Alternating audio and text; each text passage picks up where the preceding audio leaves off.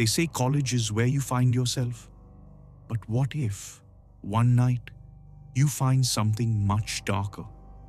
When 4 students from California State decided to sneak out during a trip to Boulder, Colorado, they were just looking for a thrill. They found a nightmare. This is the true story of the Evil Nun of St. Peter's Church, and how one student's faith became their only way out. It all started during a weekend trip to Boulder.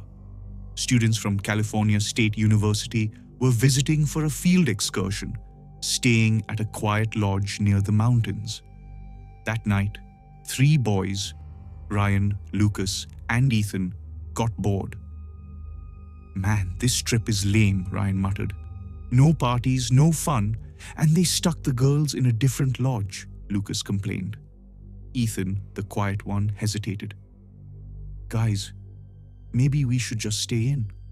But Ryan and Lucas had already slipped out. "We're just walking around. Nothing crazy," they said. As they wandered, they stumbled upon an old rundown church at the edge of the forest. The sign was barely legible. St. Peter's Church, closed since 1987. "Creepy," Lucas grinned. "Let's check it out." Ethan hesitated. "Can we not?" "Come on, man.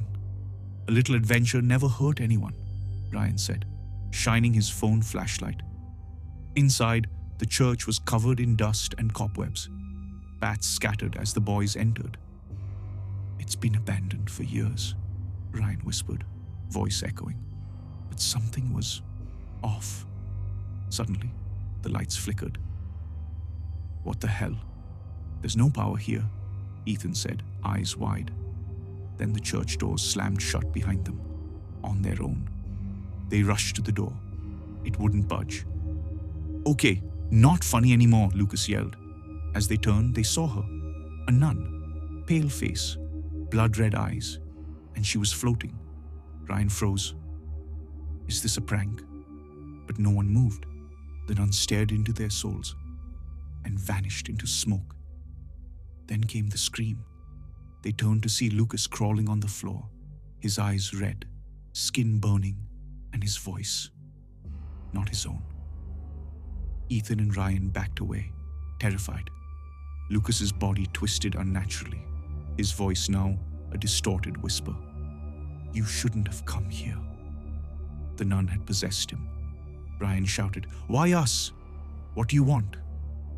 The entity laughed. "No one comes here, not even animals, and now you belong to me." Lucas lunged at them, lizard-like, tongue flicking, face shifting between his and the nun's. Ethan backed into the altar. Around his wrist was something he never took off. His silver Sikh kara, a gift from his grandfather. As Lucas, the nun, grabbed him, the kara touched her skin, and she screamed. Smoke burst from her body as she fell to the ground. Lucas collapsed, unconscious. But it wasn't over. From the shadows emerged an old priest, Father Thomas, holding a cross and holy water. "You have courage, my child," he said to Ethan. "She's haunted this place for decades. Tonight, because of your faith, she'll finally be free." The priest chanted in Latin, sprinkling holy water. The nun's spirit rose screaming before dissolving into the crucifix on the altar. Light filled the church. Peace returned.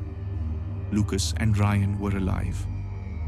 But when they woke, they remembered nothing. The next morning, the boys left the lodge like nothing had happened. Except Ethan. He remembered everything. But when he looked back at the spot where the church had stood, it was gone. Only Father Thomas stood there, smiling, before he too faded into mist. They thought it was just an abandoned church. They never imagined it was a prison for something far worse. Thanks to one boy's courage, Boulder is finally free. But remember, some buildings are closed for a reason. Would you dare step into a haunted church at night? Tell us in the comments. If this story gave you chills, hit like, subscribe, and turn on the bell icon. Because next time, the evil might be watching you.